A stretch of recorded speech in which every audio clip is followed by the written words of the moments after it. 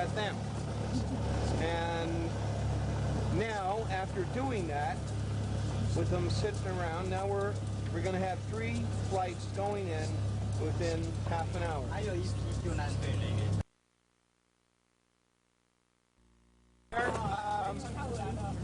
We had to go and commandeer the helicopters rather than wait for them to come and get us. We came and got them.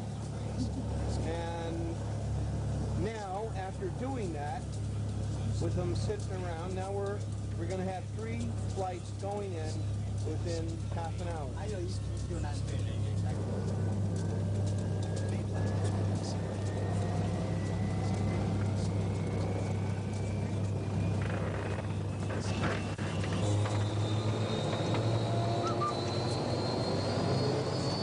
Take a picture.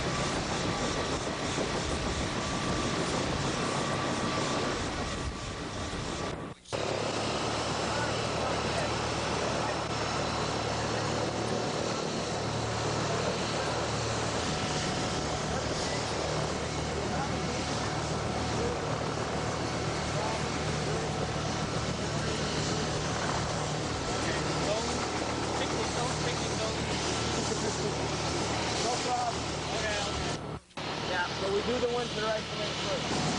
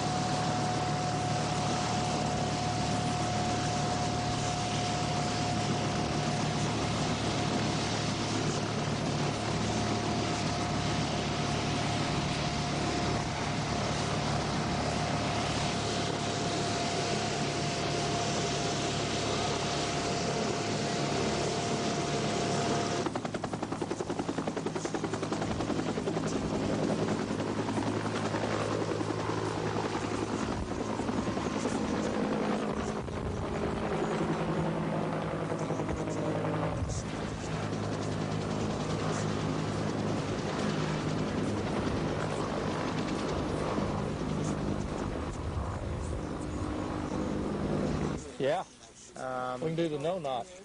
You got your Rescue 8, so just simple. And go ahead, tell me what's going on. Okay, there are no collapsed buildings. Look, we thought we were going into hell, like last night when I went down the road and it was black and the road had disappeared, it was totally gone, and huge amounts of material ready to come down, severe life-threatening. We have none of that. We're in a valley, we're at the bottom of the valley, and around us the mountains are the slide areas are far enough away that they're not life-threatening for us. We have the perfect place that is safe and sound for the doctor to work in without any problems whatsoever. We're bringing in a generator. We've got a great, safe place. We've got lots of water, which we can purify.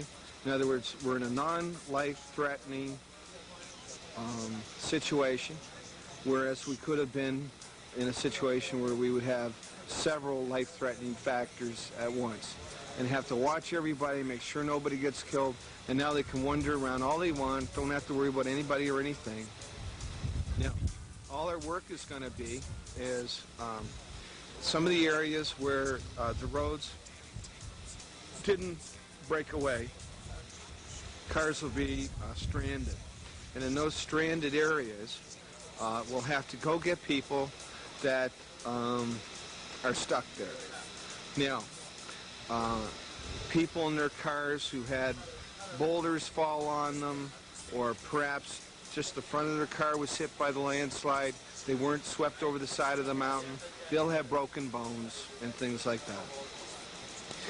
We'll go and get them. We'll jury-rig a basket stretcher, use the repelling gun, go up, get them, bring them down, give them medical treatment. Possibility life-threatening from landslides and that sort of thing exists in that situation. I'll be on the ground with the binoculars and radio. I'll be telling them where to go and all that kind of stuff, so that's not threatening to them, and we'll be able to do that.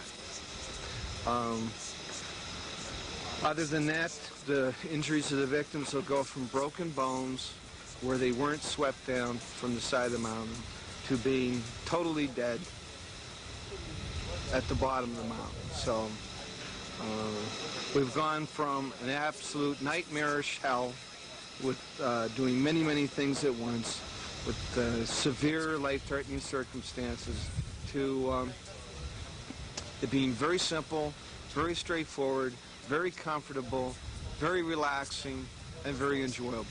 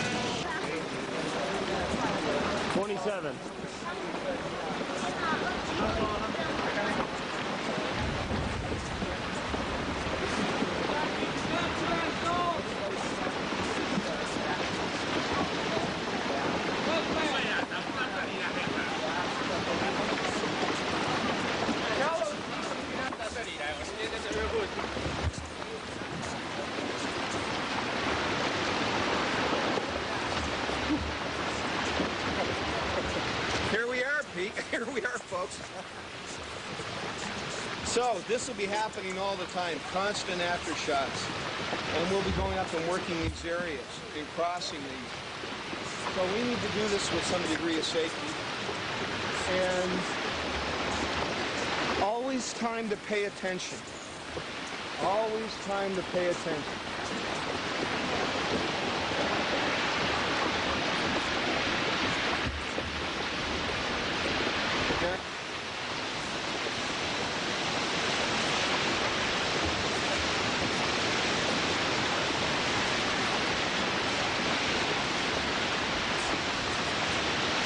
So we're going to set up our base camp down here in the middle, where no matter where the slide is taking place, it won't affect us. But you can see just that little aftershock, and it's sliding in every direction around us. There, that whole place. Over there it's sliding. We're totally encircled.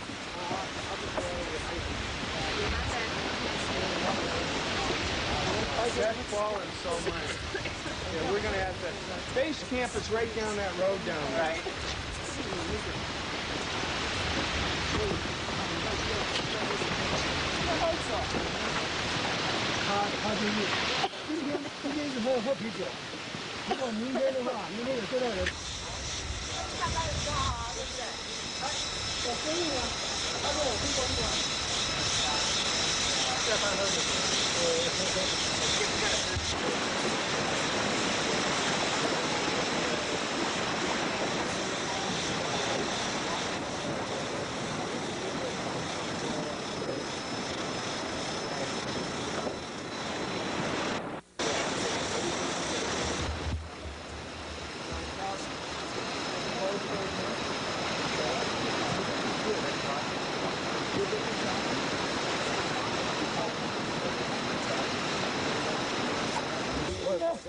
Well, never on Sunday.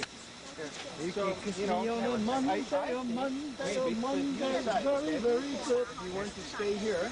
Or you can kiss me on the Tuesday. In fact, I wish you would. Or you can kiss me on the Wednesday or Thursday or Friday. The idea. The bridge, if it happens there, we come down here. You understand? So, coming down? You see, look, we watch out for this. All right? And we watch out for that.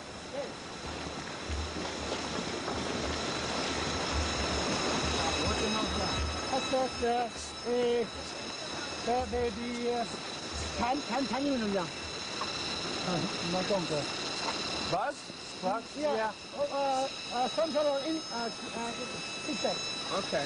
Very upset. Do we have any electricity? Not there, we don't. Yeah, you're sure? Yeah, that's what they told me. Nothing. All right. Well, then look.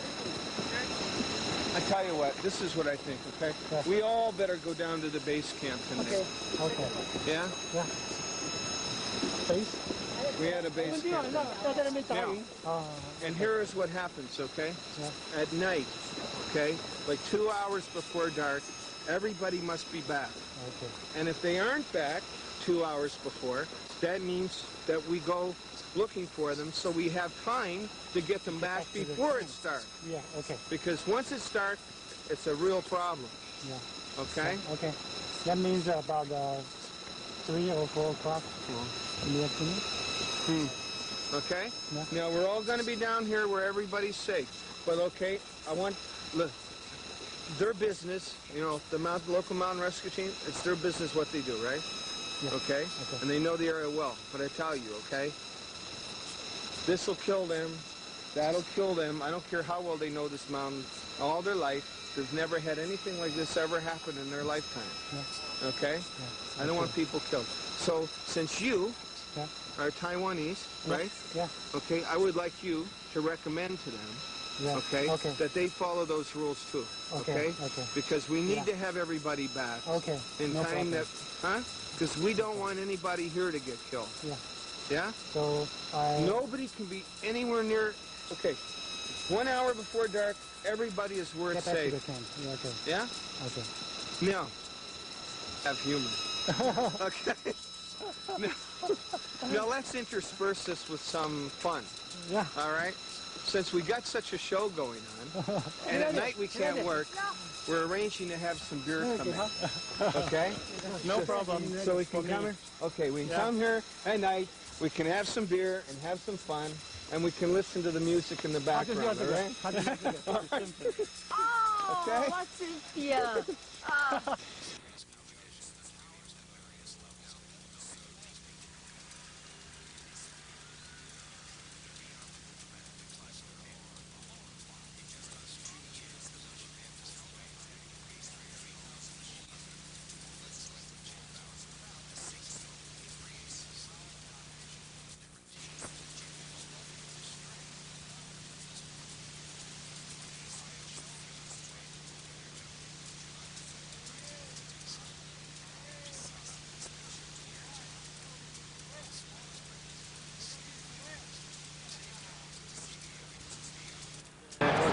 In that case, I think we should take some of the gear at least with us so we don't have to hike it out later. Sure.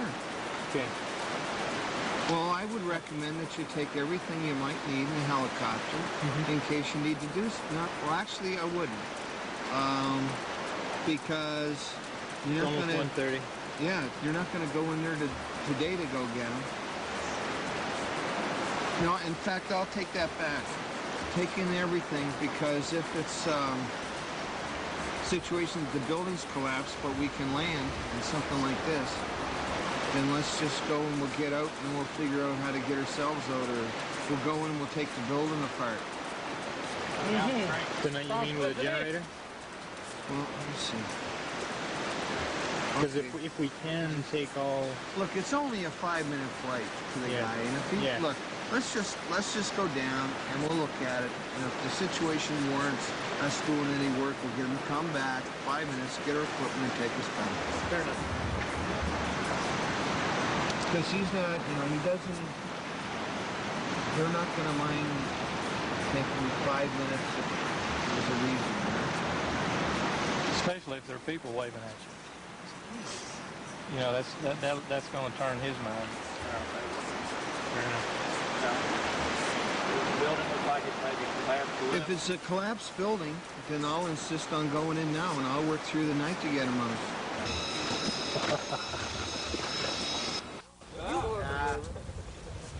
Oh yeah. Because see, the water at the bottom will stop it from coming over. You see, it'll slow it down like a brake. No, I'm saying stop it from coming over. Why don't you tell me what's going on?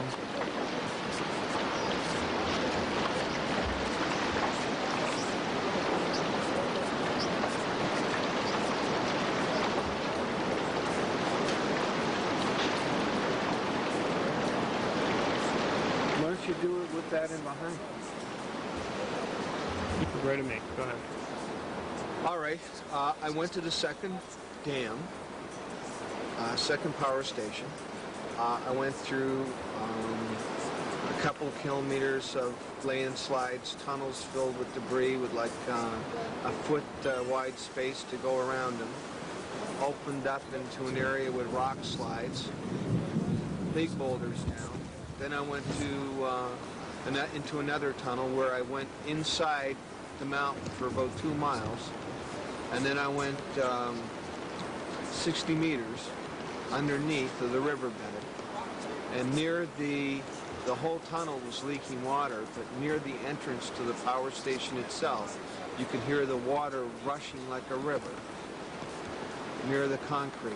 So I'm thinking probably what's going on is that the earthquake caused the rock to open up and for the water bed to leak down. So they wouldn't drill the tunnel through water running like that fast, like a river in behind the concrete wall. So it means that it's opened up. So if that concrete gives way, it'll fill the dam and drown everybody down there. But it provides like 30% of electricity for Taiwan. So they got to be down there running. So do we want to say something about it or do something about it or not? That's the whole question. Me, I don't like going underground in earthquakes, especially 2 miles inside, because it's not like a structure where some knowledge will save you. Underground, you're just wide open. So I've gone down there once. Should I go down again and tell them maybe they should leave? At least the doctor and nurse, because the power station people won't be leaving. So that's what we should discuss as a group. I'm down there. So if it bursts the concrete wall, then it'll flood where they are and drown them.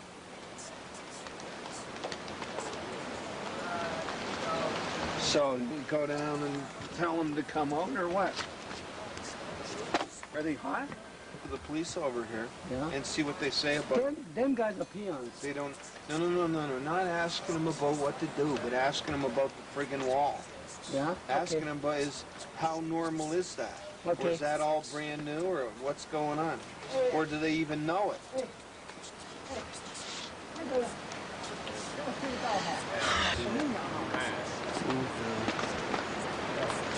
Is there any way we can get a message? Yeah. Go down there and get it. Yeah. We're just debating about going down to get you. Because you know right where the door is, where the gate is, into where the turbines are. Yeah? Where they park the motorcycles, right? You hear all the noise behind the concrete wall? The tunnel there? No, by the time I enter it, It's like a river behind the tunnel. That's got to be new. Water right now. New from the earthquake. 那几个一直都在那边。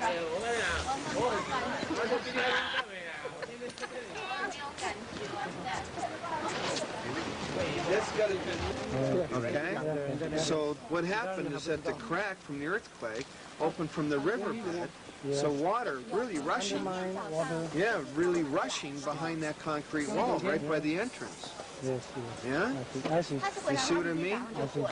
So we were just debating, I was talking over with them about coming back and getting, you know, the dam people is fine. They know. And it's whatever they want to do, right? But see, I figured you and the nurse didn't know. So we were just saying, well, I should go down and get you. They Or tell you. They have wall, a hose on it. Okay, I'm going to make it very clear, okay? They're introducing a number of very serious mistakes or possibilities of error for those people to get killed. They're doing it, okay? And the very big concern I have from the very beginning is that these helicopter pilots know how to rescue people from the water. It's completely different to rescue someone from the water than it is to rescue someone from a landslide. It's totally different. If they do it the same way, they will fill everything.